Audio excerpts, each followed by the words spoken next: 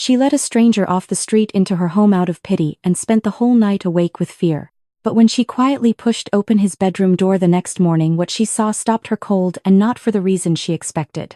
She didn't know it yet, but the man she had pulled out of the snow that night would become a reckoning for the people who had once written him out of their lives without a second thought.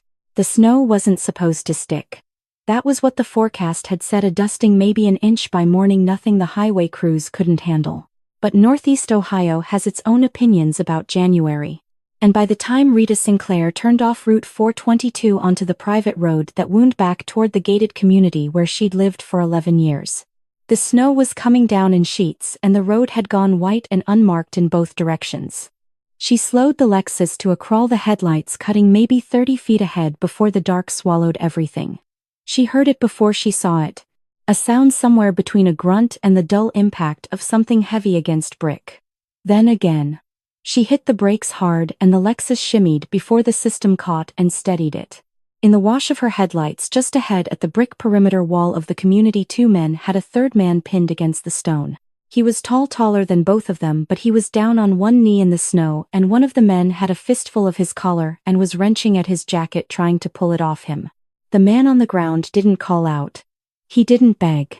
He just planted his hands in the snow and pushed slowly like the cold had gotten into his joints, but he was going to get up anyway.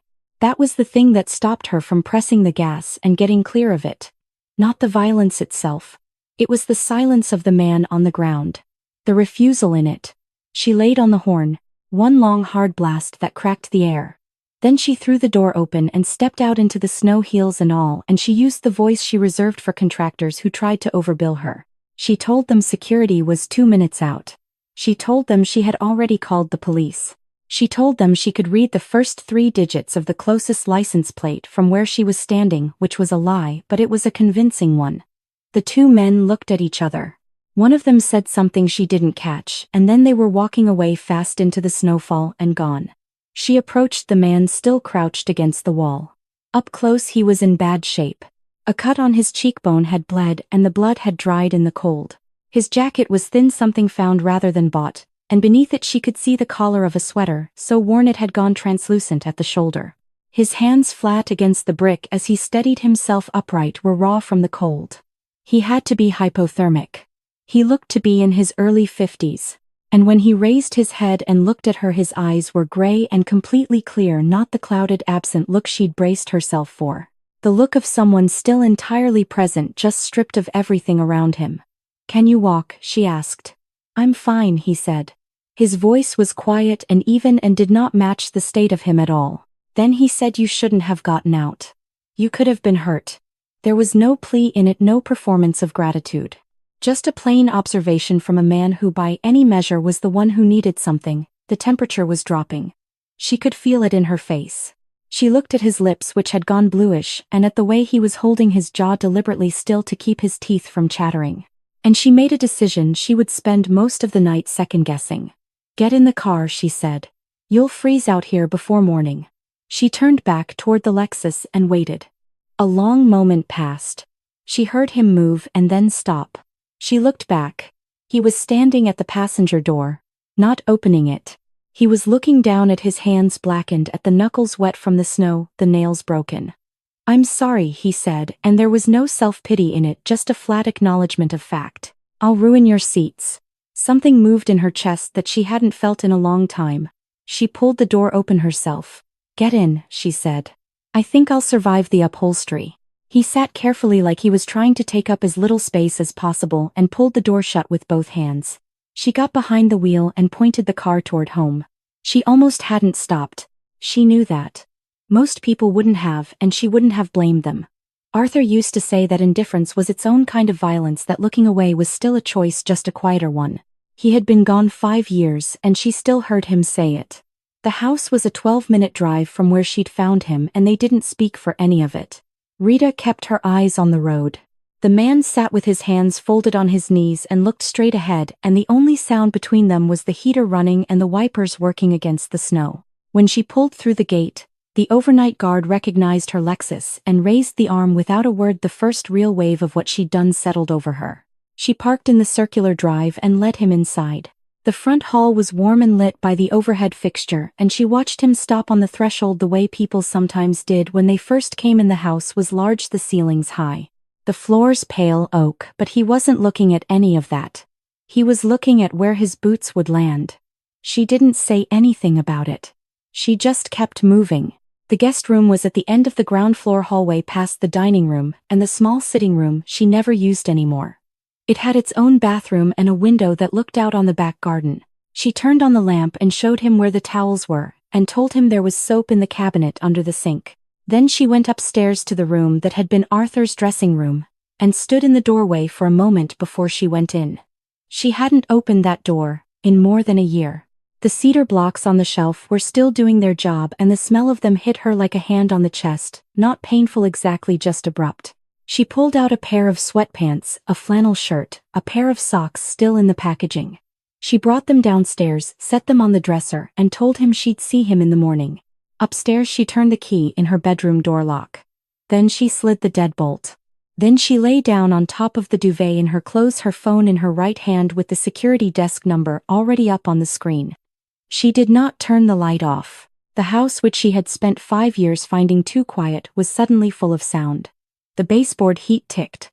A pipe somewhere in the wall shifted and groaned. Wind pressed against the window glass and found some small gap to whistle through. Once a floorboard in the hallway popped, the kind of sound old houses make all winter, the kind she'd heard 1,000 times, and she sat up with her thumb over the call button before she caught herself. She ran through it methodically, the way she ran through problems at work.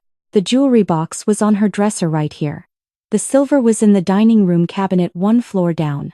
The safe in the study held the house documents and some cash she kept for contractors. The man downstairs didn't know the layout of the house. He didn't know where anything was. These were facts. She repeated them. What she couldn't argue her way around was the simpler fact she had brought a stranger in off the street in the middle of the night, given him the run of her ground floor, and gone to bed.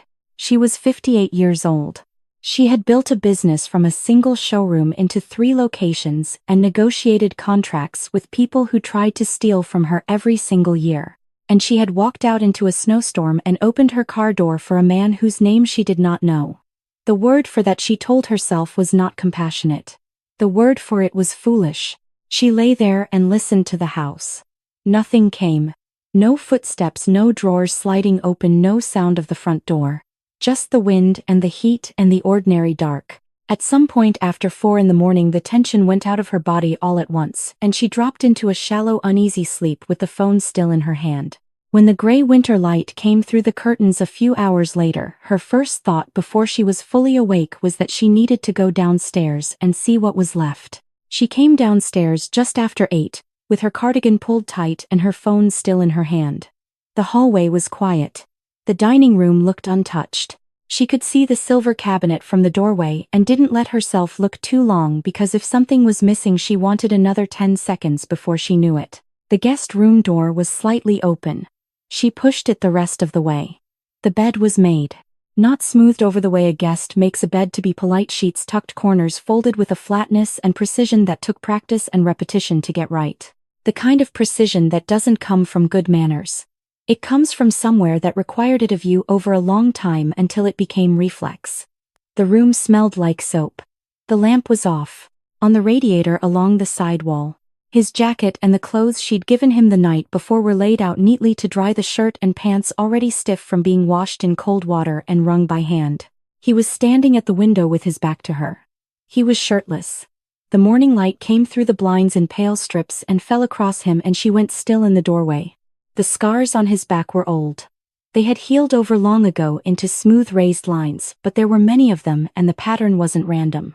Whatever had put them there hadn't been quick, and it hadn't been an accident. He heard the floor shift under her and turned. He was holding 2 things: a small bronze figurine from the nightstand, the kind of object you pick up and turn in your hands when your mind is somewhere else, and a photograph. Wallet-sized, worn at the edges, the paper gone soft from handling. An older woman in the picture. His eyes were wet. He didn't look away or try to cover it. He just looked at her directly. "I'm sorry," he said. "I didn't hear you come in." He set the figurine back on the nightstand carefully, exactly where it had been. "Thank you for the clothes. I washed them last night." I hope that's all right. The jacket's still damp. She looked at the jacket on the radiator. She thought about him standing at the bathroom sink in the dark in the middle of the night washing borrowed clothes so he could return them clean. The last of whatever she'd been carrying since the night before went out of her. She didn't yet know his name. She didn't know what his life had looked like before it came apart or what kind of people had done that to his back. She only knew that a man who worries about ruining your car seats and hand washes what you lend him in a cold sink at midnight is not a man you need to be afraid of. I have a proposition, she said. The estate was too much for one person, the grounds, the maintenance, a pump station in the basement that 3 different contractors had charged her to look at without fixing. There was a carriage house out back heated with a bathroom and a small kitchen. She would pay him a steady weekly rate. Meals were covered. All she needed was someone reliable. He turned back to the window. Outside, the snow covered everything flat and white all the way to the tree line. He stood there long enough that she thought he might say no. Then he looked back at her. Yes, he said. Thank you. By the end of the first week, the property looked like someone cared about it again. The driveway had been cleared down to the pavement in long, even passes, the snow piled neatly back from the edges rather than pushed to the sides where it would melt and refreeze into ice sheets. The stone paths between the house and the garage and the carriage house were scraped clean. Victor had done it all before she was up most mornings, and she would come downstairs to find the work already finished and him moving on to something else. The gazebo was what surprised her. It was Italian crafted, a wedding gift from Arthur's mother, and 2 hard winters had rotted the roof boards and begun pulling the decorative columns off plumb. She had called 3 contractors about it. All 3 had walked around it, shaken their heads, and sent her estimates she wasn't ready to spend.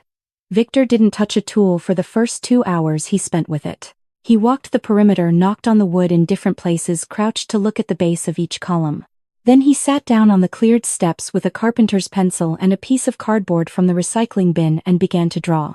The lines he put down were not rough sketches. They were clean and deliberate, with measurements noted in the margins. He worked on the drawing for 20 minutes and then he went and got his tools.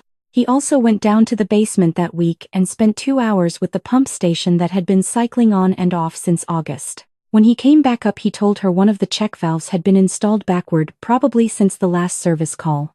After that, the basement was quiet. Rita was standing at the kitchen window on Friday morning watching him work at the gazebo with her coffee going cold in her hand when she heard the front door. She knew the sound of that engine. Her daughter-in-law Deanna drove a red SUV the way some people drove a Point. Deanna came through the front door without ringing. She didn't take off her boots, and by the time she reached the center of the hall she had already left a trail of gray slush across the floor. Rita had mopped 2 days ago. She was in a fur coat and carrying a bag that cost more than Rita paid her senior seamstress in a month. She said Derek's name twice before getting to the point, which was that the car she was driving was 3 years old, and there was a model she wanted, and she needed the down payment fronted because Derek was tied up on a project in Amsterdam and his accounts were complicated right now. Rita said no. Deanna stopped. She was not accustomed to the word in this house, and for a moment she just stood there recalibrating. Then the back door off the kitchen opened and Victor came through carrying a stack of split firewood. His work jacket dusty with bark and his boots leaving clean dry prints on the tile because he had knocked them off on the step outside. Deanna's expression shifted the way weather shifts, not gradually. She looked at him the way people look at something they want removed. She pulled her coat tighter, turned her face slightly to the side, and made a small sound of distaste she didn't bother to conceal. "Who is that?" she said, not to Victor, to Rita, as though he were a piece of furniture that had shown up in the wrong room. Victor didn't look at her. He crossed to the wood basket near the fireplace and began setting the logs in one at a time. "He works here," Rita said. That was when Deanna got loud. She said she could smell him from across the room. She said Rita had lost her mind. She said she'd be cleaned out inside a week, the silver, the jewelry, whatever wasn't nailed down. She said the house should be in Derek's name already, that Rita wasn't getting younger, and that she was not going to stand by and watch some drifter position himself to walk away with what rightfully belonged to her husband. Victor set the last log in the basket. He straightened up, and without a word, without looking at either of them, he turned toward the back door and reached for the handle. "Stay," Rita said at once quietly, and he stopped. She looked at Deanna for a moment without speaking. Then she said in the past 7 days the man standing in this room had cleared every path on this property, repaired the gazebo that 3 contractors couldn't solve, and fixed a pump station that had been malfunctioning for 6 months.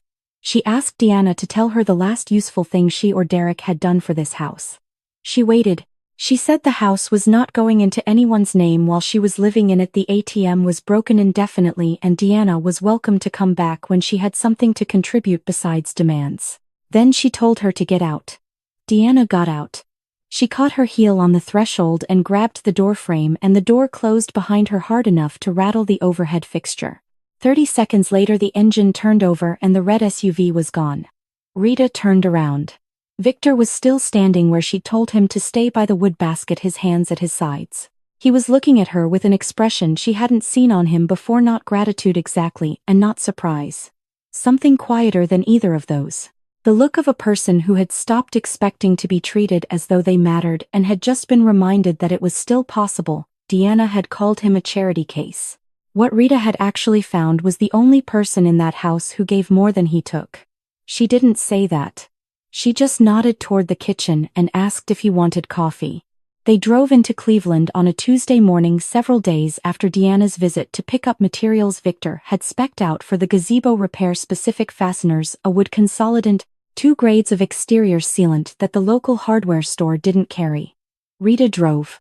Victor had a handwritten list and knew exactly which warehouse carried what. The route took them through the commercial corridor east of downtown, and they hit a long light at the intersection where the district opened up. Rita had driven this stretch 100 times. She was already thinking about a supply invoice she needed to review when she heard his breathing change. Victor had gone completely still in the passenger seat. His right hand had moved to the door handle, gripping it the way you grip something when the ground has shifted under you. She followed his eyes to the right side of the street. Meridian Tower. 32 floors of glass and formed concrete, its facade curving slightly at the base before straightening into a clean vertical rise. It dominated the block the way buildings do when they've been designed to. Victor was looking at it like he was reading it. The facade radius is 22 degrees at the base, he said. His voice had gone flat and distant. Reinforced transfer plates on the 4th and 7th floors. The ventilation system runs inside the curtain wall. You can't see the intakes from the street. The architects wanted to cut costs on the panel bonding. I told them no. We went back and forth on it for 2 weeks. He stopped. His jaw tightened. I remember every argument. Rita didn't move. She didn't speak. The light had gone green, but no one was directly behind her, and she let the car sit. Victor closed his eyes and pressed his hand hard against his face. His chest rose and fell once slowly. When he opened his eyes, the distant quality was gone. What replaced it was something heavier, not confusion, but the full weight of clarity after a long time without it. Cole, he said. His voice was different now. Solid. My name is Victor Cole. I built that building 4 years ago. Rita put the car in gear and pulled through the intersection. She didn't ask questions. They went to the warehouse and loaded what they needed and drove back, and neither of them said much. But something had shifted between them, and they both knew it. That evening she lit the fireplace in the living room. It was the kind of February night where the cold came through the walls regardless, and the fire gave the room a reason to be in. Victor sat in the armchair across from the hearth and watched the flames for a long time without speaking. Rita sat on the couch with her legs tucked under her and waited. When he started talking, he didn't look at her. He looked at the fire. Cole Construction had started with a storage facility in Solon and a 2-man crew. He had built it over 12 years into a company that handled municipal contracts, commercial mid-rises, and public infrastructure work across the greater Cleveland metro. He knew his foreman by name. He knew which suppliers cut corners and which ones didn't. He had built Meridian Tower on a fixed-price contract and brought it in 6 weeks early. Then Irene. She was 28 when they met. He was in his early 40s, established. Maybe a little isolated in the way that men who build companies sometimes are. The work fills all the available space. And then someone walks in who seems to fill what the work can't. She was composed, well-spoken, and she looked at him like he was worth looking at. He believed it was real. He had no reason not to. Barrett Voss had been trying to acquire Cole Construction for 3 years by then. The offers were always framed as partnership, but partnership with Voss meant losing operational control, and Victor had watched what happened to the companies that agreed. Voss knew how to cultivate city officials and move money through the right channels. What he didn't know how to do was build. His projects ran over budget, failed inspections, and got finished anyway because he knew which inspectors to call. Victor had turned down every approach. So Voss found a different way in. Victor's voice didn't change much as he described what came next. It stayed level and factual, which made it harder to listen to, not easier. A man called him in mid-October, presenting himself as a regional investor looking to fund a large mixed-use development. He wanted to meet off-site, neutral ground away from downtown, where he said he had too many eyes on him. Victor drove out alone. On a two-lane road in Geauga County, two black SUVs came up fast, one behind, one alongside, and pushed his car to the shoulder. He got the door open, and that was as far as he got. He woke up on a concrete floor. The shed was in the rural part of the county, off a road that didn't see much traffic. Brick construction. No windows, a single metal door, with a heavy bolt on the outside.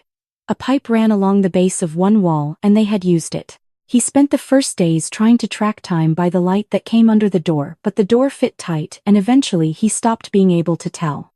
It was late October when they took him.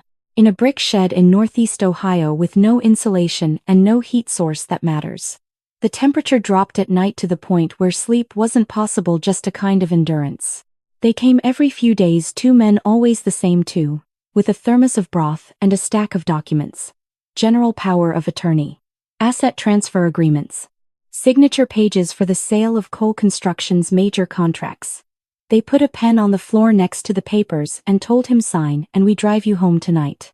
Don't sign and we come back in 3 days." He held out for close to 2 months. By the time December came, he had lost significant weight and couldn't stand without holding the pipe. He had signed some of the documents by then, pieces of it under the worst nights, but not all of them. What kept him from signing everything was the belief that Irene was looking for him. That she had gone to the police. That someone was coming. He held on to that the way you hold on to the one thing left when everything else is gone. One afternoon, the bolt drew back at the wrong time, not the usual interval. He lifted his head from the floor.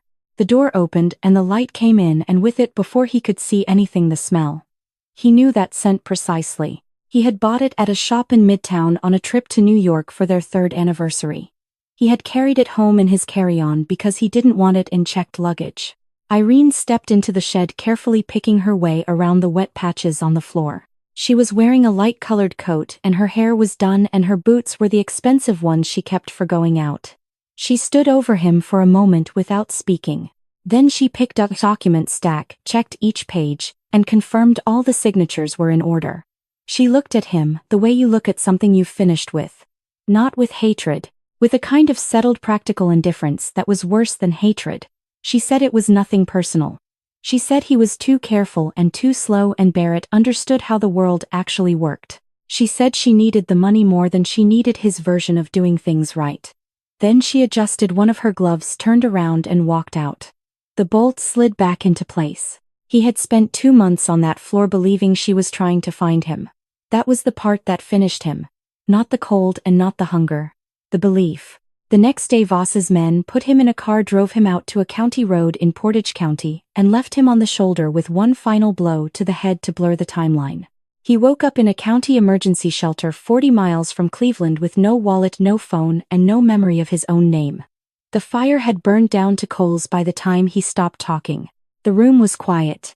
Rita looked at this man sitting in Arthur's chair in the low orange light, and she understood now what the scars were and what the photograph was, and why he had washed borrowed clothes in a cold sink in the middle of the night rather than ask for anything. She got up from the couch, crossed the room, and sat down on the floor in front of his chair. She took both his hands in hers. His fingers were cold despite the fire. "You're not alone anymore," she said. "We're going to get your name back. And the people who did this to you are going to answer for it." She said it quietly, but she meant every word, the way you mean things when you've stopped performing and started deciding. "I promise you that." He looked at her for a long moment. Then some of the tension that had lived in his face since the night she found him on that dark road began slowly to ease. She slept without medication for the first time in weeks. No Ambien on the nightstand, no lying awake, cataloging the sounds of the house. She went out fast and deep the way she used to sleep before Arthur got sick. And she didn't dream. What woke her was the cough. Not a sound from outside the cough came from inside her own chest, her body responding to something her sleeping mind hadn't registered yet. She opened her eyes and the room was wrong. The air had weight to it. A thin layer of haze hung below the ceiling and the gap under the bedroom door was glowing a faint, unsteady orange. She reached for the door handle and pulled her hand back. The metal was hot. Then the door opened from outside. Victor filled the frame. His face was already dark with soot, his eyes red at the rims. He didn't waste time on explanation. "The hall and the main staircase are going," he said. "Stay low." He pulled the wool blanket off her bed, wrapped it around her shoulders and over her head and took her by the arm. In the hallway, the smoke was a solid thing. She could feel the heat on her shins even through the blanket. He kept her moving, one hand on her back, steering her away from the front of the house and toward the kitchen at the far end of the ground floor. The smoke burned her eyes shut. She kept them shut and let him move her. The kitchen door had swollen in the heat and he hit it with his shoulder once hard and it gave. The cold came in like a wall going the other direction and they came out together onto the back steps and down into the snow. Rita went to her hands and knees and breathed. Each breath hurt on the way in, and she didn't care. She just kept pulling air. Victor crouched beside her, coughing hard, one hand braced on the snow. Behind them, the house made a low building sound, not crackling, more like pressure, and the light from the first floor windows had gone from orange to a hard yellow-white. She got to her feet. "The study," she said. Her voice came out wrecked. "The safe. Arthur's portrait is in there. The photo album's Derek's." She took a step toward the house. Victor caught her by the arm. She pulled against him. She was not being irrational and some part of her knew it and kept pulling anyway. Because there was nothing left of Arthur's face in this world except that portrait, and she could not watch it burn while she stood in the snow in her socks. Victor held her. He looked at her face and then he looked at the house and then he looked at something just off the back steps, a wooden barrel she used for collecting rainwater in the summer, sitting half full of compacted snow and ice melt. He looked back at the kitchen doorway, still passable, the smoke pouring out the top of the frame with the fire not yet at the threshold. He took the blanket off her shoulders. "Don't," she said. She understood immediately what he was doing. He pushed the blanket into the barrel with both hands, working it down into the slush, soaking it through. The cold water ran over his wrists and forearms. He packed the wet wool against himself, pulling it up over his head and shoulders. Then he turned toward the door. "Victor." She said his name the way you say something when you know it won't change anything. He went in. She stood in the snow and watched the doorway. The smoke coming out of it thickened. Somewhere inside something gave way with a long groaning, cracked the main staircase, she thought, or what was left of it, and the sound of it went through her chest. She was talking without deciding to, not loudly, just the words that come when there is nothing else to do and your body has to do something with the fear. He came out. He came through the doorway at a low crouch and made it to the steps before his legs went. The blanket was smoking in patches, burned through in several places. She pulled it back from his hands. The skin on his palms and the inside of his forearms was red and blistered. He was holding the photo album against his chest with both arms, Derek's childhood intact. His hands were shaking. He tried to say something. Then she saw his face and understood that the safe had beaten him. Arthur's portrait was still in there. Still locked behind steel that the heat had welded shut. He had gotten to the study door and not been able to go further. He tried to say something about it and she told him to stop. She put her hand on his face and told him it was enough. It was more than enough. His eyes went to the side and then closed. She was still holding him up when the ambulance came. At Geauga County Medical Center, they took him back immediately. A paramedic had called ahead and the team was waiting. Rita sat in the hallway in a set of scrubs. A nurse had found her. Her own clothes had gone into a bag, smoke-soaked, and she waited. The album sat on the chair beside her. She held it in her lap after a while, not opening it, just holding it. She looked at the doors they had taken him through and she did the thing where you make bargains with whatever is listening, the thing she had done once before in a hospital hallway and lost. The surgeon came out after 2 hours. He was older, gray at the temples, and he had the manner of someone who had learned to carry difficult news without amplifying it. He looked at her and asked if she was the wife. "Yes," she said. It was the only true answer she had. He told her the burns were serious but manageable, second-degree, hands and forearms treated and dressed. That wasn't what had nearly killed him. The physical exertion had ruptured a stomach ulcer that had been building for a long time. The kind of ulcer, he said carefully, that develops in people who have gone without adequate food for an extended period. The internal bleeding had been severe. They had lost him briefly on the table, a short cardiac arrest, and brought him back. His heart was weakened from what sounded like months of malnourishment. But it had held. He was going to live. Rita sat back down in the chair with the album in her lap. She had known this man for less than 2 weeks. She could not explain sitting in that hallway in borrowed clothes with his heartbeat now stabilized somewhere behind those doors, why the thought of losing him had felt like losing something she hadn't known she was still carrying. She couldn't explain it. She just sat with it the way you sit with things that are true before you understand them. In the weeks that followed, Rita and Victor stayed in a rented apartment on the east side of Cleveland, a small 2-bedroom near Mayfield Road. The kind of place that asked no questions and suited them both. Victor was on a strict diet while the ulcer healed, and he lost more weight before he started gaining it back. But something else returned during those weeks, quieter and more important than the weight. He sat straighter. The hunch that had been in his shoulders since the night she found him on that road began slowly to leave him. Nearly a month after the fire, Edmund Parrish slid 2 laminated cards across his desk. Edmund had done the work, quietly calling in a favor from a Cuyahoga County judge he had known for 30 years. A private dental clinic in Pepper Pike had Victor's full set of dental records on file from a crown replacement 4 years ago. The records matched a fresh set taken at a clinic near their apartment.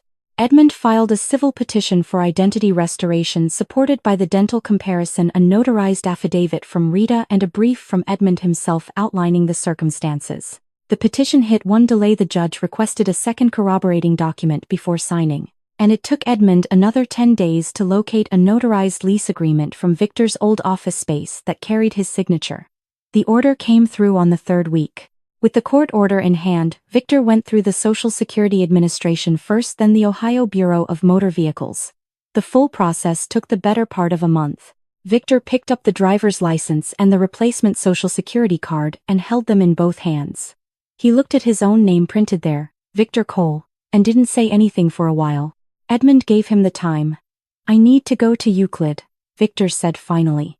His parents had lived in the same apartment for 26 years. A 5-story brick building 3 blocks from Lake Erie, the kind of building that had been solid once and was now just enduring. They drove out that afternoon, Rita at the wheel, Victor watching the neighborhoods change as they moved east through the city. The door to his parents' unit was answered by a heavy-set man in a gray shirt who looked at them with the flat suspicion of someone interrupted mid-afternoon. He had bought the unit 14 months ago. A woman had handled the sale. Blonde, he said, drove something nice, had a power of attorney. She told the building manager the previous tenants had both passed and the son was living in Europe and wanted it liquidated. "Everything above board," he said. "Paperwork in order?"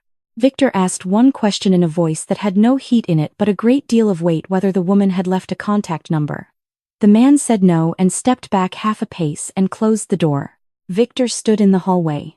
Rita took his hand. His fingers were very cold. They knocked on the next door down.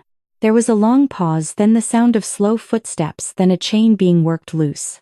The door opened a few inches and a woman in her late 70s looked out through thick framed glasses, squinting against the hall light.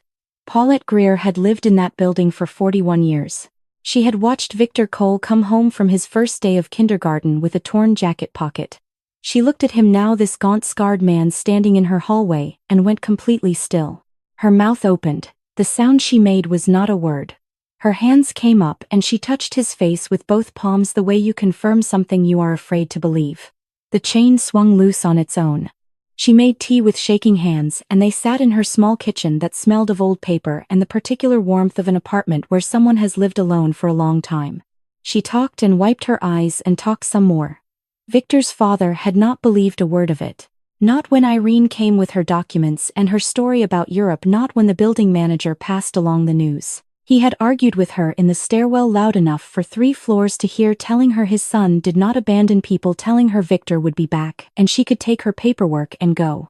The argument had cost him. His heart had been unreliable for years, and the stress of those months, the not knowing, the waiting, the daily work of refusing to accept what everyone else was accepting was too much for it. He was gone within 3 months of Irene's visit. His mother had grieved differently. She stopped going out much. Every evening she pulled a kitchen chair up to the window that faced the courtyard and sat there with her knitting. Gray wool scarf. She told Paulette that Victor always forgot to dress for the cold, that he would need it when he came back, that he was definitely coming back. She said it not the way people say things to comfort themselves, but the way people state facts they have no intention of revising. She never finished it. One afternoon in early spring, Paulette knocked to check on her, and she was in the chair by the window with the knitting in her lap. The needles still threaded the yarn, trailing to the half-finished end. The doctors said heart failure. Paulette said she knew what it actually was. His mother had kept knitting because she was certain he would come back. That certainty, unfounded by any evidence, irrational by any measure, stubbornly and completely maternal, was the only thing in this entire story that had come without conditions attached. Paulette got up from the table and went to the dresser in the hallway. She came back and set something on the table in front of Victor. The scarf was gray wool, thick and even, knitted with the care of someone who had made things by hand all her life. It ended mid-length, 2 wooden needles still holding the last live stitches, a ball of yarn attached and waiting. 2 inches from done. Victor looked at it for a moment. Then he reached out slowly and picked it up. He brought it close. The wool had the particular smell of an old drawer of cedar and thyme. And underneath that something else, something that had no name but was immediately recognizable to anyone who has ever pressed their face into something a mother handled for years. He slid off the chair and went to his knees on Paulette's kitchen linoleum, and the sound that came out of him had nothing managed about it. It was not the sound of a man performing grief. It was the sound of the last wall coming down, everything he had held in place through the cold and the hunger and the shed floor and the hospital and the long weeks of recovery. All of it releasing at once through one point of contact, a gray scarf with the needles still in it. Rita went to her knees beside him. She didn't say anything. There was nothing to say that would have helped, and she knew it. She put her arms around his shoulders and held on, and she stayed there until the shaking stopped. The morning after they came back from Euclid, Victor was up before Rita. She found him at the kitchen table with a legal pad and a pen, writing in a tight, precise hand. He looked up when she came in and said, "Call Edmund." She called Edmund. The meeting with Detective Ray Morrow took place 3 days later in a rented office suite off Mayfield Road, the kind of space that exists to be neutral, with generic furniture and no nameplate on the door. Morrow was 48, compact, with the particular stillness of someone who had learned to listen without signaling what he was thinking. He shook Victor's hand and said he'd been building a case against Barrett Voss for 3 years and had run into the same wall every time. Fraud, bid rigging, 2 competitors pressured out of municipal contracts, all of it documented in pieces, none of it sufficient. Voss's legal team was expensive and fast and good at finding the gaps. What Morrow had never had was a direct witness to the criminal operation at its center. Victor opened the legal pad. He gave Morrow everything in the order it had happened. The name of the man who had called him about the fake investment meeting. The 2 men who had forced his car off the road, he had seen their faces clearly when they pulled him out of the driver's seat. The location of the shed, which he described in enough structural detail that Morrow's investigator found it by satellite image within the hour. The notary whose office had processed the fraudulent transfer documents, name, address, the specific date of the signing.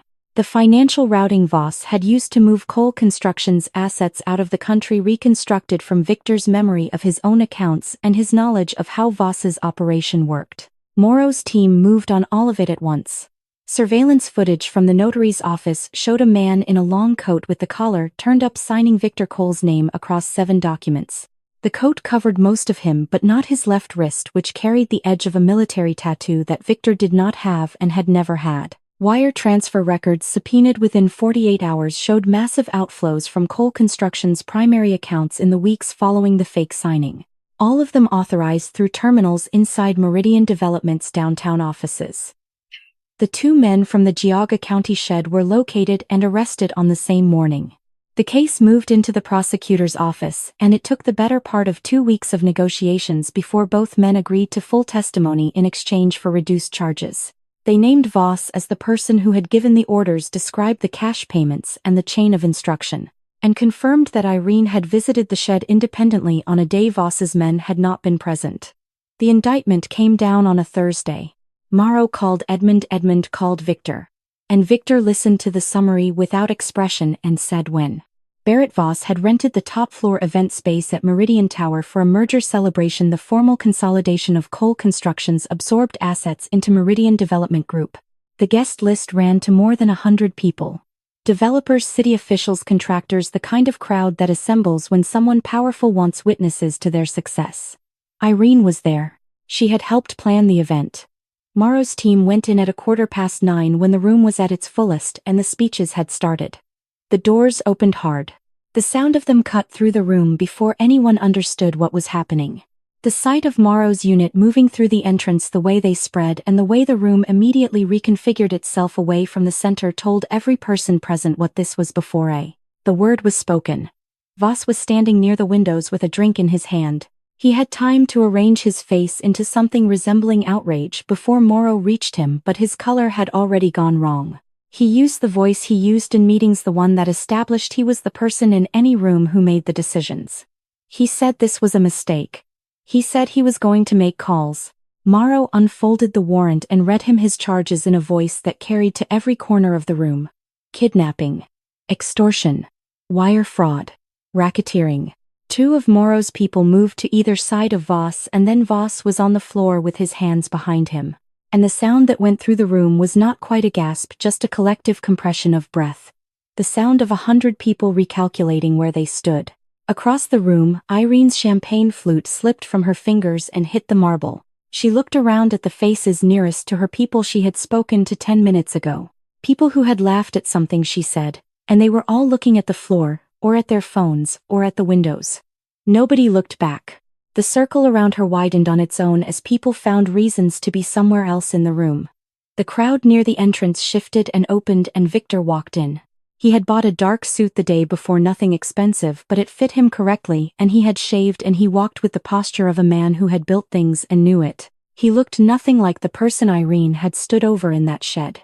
He crossed the room at an even pace, and the people who didn't know who he was moved aside anyway, and the people who did know stood very still.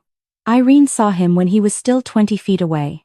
Whatever she had been holding onto in the previous few minutes went out of her face all at once. She understood whose testimony was in Morrow's files. She understood how the wall she had been standing behind had come down. She went to her knees on the marble before he reached her. The hem of her dress swept through the broken glass from her champagne flute. She grabbed the leg of his trousers with both hands and said his name in a voice that had lost all its polish. She said it was Voss, all of it, that he had pressured her, threatened her, that she'd had no choice, that she had always loved him, that he had to tell them, that he had to help her. Victor looked down at her. He reached down and unwrapped her fingers from his trouser leg with one hand, not roughly, just with finality, and took a half step back. The room was completely silent. Nothing personal, he said. His voice was level and reached the walls without effort. Just business. He turned and walked toward the exit. He did not look back at her. He had waited a long time for that moment. What surprised him, what he told Rita later that night sitting in the kitchen of their apartment with the lights low, was how small it felt when it arrived. Not satisfying in the way he had imagined during the months when imagining it was one of the few things that kept him going. Just finished. Like a door closing on a room you no longer needed to enter. The assets tied to coal construction remained frozen, pending the outcome of the trial, which would take months. And while Victor had been working toward the arrest, Rita's business had been running out of road. The electricity had been off for 3 weeks and the heat for 2. Rita had stopped noticing the cold the way you stop noticing a sound that never stops. She was sitting on her packed suitcases in the front hallway in her winter coat with a plaid blanket over her shoulders and a plastic cup of tea she had made on a camping stove she'd bought at a drugstore for $11. The tea had gone lukewarm. She drank it anyway. The lease ended tomorrow. She had $40 in her wallet and enough on her transit card for the bus. That was the complete accounting. The day before she had taken Arthur's ring off her finger for the first time since he had put it there. A round-cut diamond in a plain gold setting, the kind of ring a man buys when he wants the stone to do the talking. She had worn it through his illness and his funeral and 5 years of running a business alone, and through a house fire and a hospital hallway and 2 months of watching everything she had built go through bankruptcy proceedings, one document at a time. She had carried it through all of that and then laid it on a glass counter in a pawn shop on Chagrin Boulevard and taken the cash. She had driven straight to the Sinclair Interiors workroom on Warrensville Center Road. Her seamstresses and cutters were still coming in to finish the last contracted orders before the business closed, and they had not been paid in 6 weeks. She divided the cash into envelopes and handed them out herself. Her senior cutter, a woman named Gloria who had been with Sinclair Interiors for 9 years, opened her envelope and looked up and started crying and pulled Rita into a hug that lasted a long time. Rita said Merry Christmas, and she meant every syllable of it. She drove back to the cold apartment and sat down on her suitcases, and that was where she still was. She wasn't crying. She had moved past the place where crying was available and into the quieter territory on the other side of it, where you just sit and breathe and wait for tomorrow to arrive so you can find out what it asks of you. At 9:15, headlights swept across the ceiling. Not one car. She counted 3 sets of lights moving across the dark walls in sequence. She heard heavy vehicles in the lot outside and then doors opening. She didn't get up. She sat with her lukewarm tea and listened. The knock at the apartment door was unhurried. Victor was wearing a charcoal cashmere overcoat she had never seen before and a suit underneath it, and he looked like what he was, a man who had just come from a meeting where things had been resolved in his favor. Behind him in the lot 3 black SUVs sat running with their lights on. He looked at her sitting on her suitcases with the blanket and the plastic cup, and he didn't say anything about any of it. He just came in out of the cold. He told her the asset freeze had been lifted the previous afternoon. He told her he had spent the morning with Edmund and that the paperwork was already done. The estate in Chagrin Falls had been purchased back from the bank. The outstanding debt on Sinclair Interiors had been settled in full and everything was in her name. He said it the way you report facts, without making her feel the weight of it in a way that would have made it impossible to accept. Then he reached into the pocket of the cashmere coat and took out a small velvet box and went down on one knee on her scratched linoleum floor. He opened the box. Her ring caught the light from the hallway fixture, the round-cut diamond in the plain gold setting, the one she had left on the pawnshop counter the day before. He had gone there the same afternoon the court ruling came through. "You let me in when I had nothing," he said. "You gave away the last thing you had to take care of people who worked for you." He looked up at her. "Everything I have is yours. It always should have been. Marry me, Rita." She set the plastic cup on the floor. She went to her knees in front of him on the cold linoleum and put her arms around his neck and said yes against the wool of his coat. 3 years later the world had arranged itself into its true shape. Deanna lost Derek's support within the year and never recovered it. Voss received 14 years at a federal facility and his appeals kept getting denied. Their stories ended the way stories like theirs usually end, not with drama, just with diminishment. The slow contraction of a life built on other people's resources until there is nothing left to draw from. Irene's ending was different.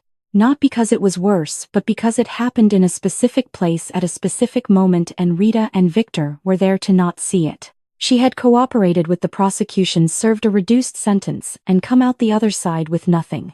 Every account seized, every asset gone, the city's memory long and unforgiving. She found work as a janitor at a high-end shopping mall in Beechwood, the kind of place she used to spend Tuesday afternoons on the other side of the glass. On a Wednesday in November she was working the main gallery with a mop and a rolling bucket when she stopped in front of a jewelry boutique to wring out the mop head. The smell of the cleaning solution was sharp. Her back ached. She straightened up and caught her own reflection in the boutique window for a moment before she registered what was behind it. Inside the store, Rita Sinclair stood at a glass counter in a dress that fit her well, her hair up, her posture easy and unguarded in the way of a woman who had nothing left to prove. Behind her, Victor Cole was fastening a diamond necklace at the back of her neck with careful hands. Rita looked up at her own reflection in the counter mirror and her face broke into the kind of smile that doesn't perform anything. Victor said something close to her ear. She laughed and turned and kissed him with her hand flat on his chest. The boutique doors slid open. They came out into the gallery, talking close together. They passed within arm's reach of the woman with the mop and the bucket. Neither of them looked over. There was no pause, no flicker of recognition. To them the woman in the blue uniform was simply part of the background of a Wednesday afternoon, invisible the way people become invisible when they have made themselves irrelevant to your life. Irene watched them until they turned the corner at the far end of the gallery and were gone. Then her hands loosened. The mop handle dropped and hit the marble floor, and the sound of it echoed in both directions. She sat down against the wall next to her bucket in her uniform on the floor of a mall she used to shop in, and she put her face in her hands. Rita had almost driven past that night. Most people would have. Everything that followed the restored name, the recovered life. The two people walking out of that boutique into an ordinary Wednesday afternoon started with one woman on a dark road in a snowstorm deciding not to look the other way. If you had been in Rita's position that night, alone late, no one watching, would you have stopped?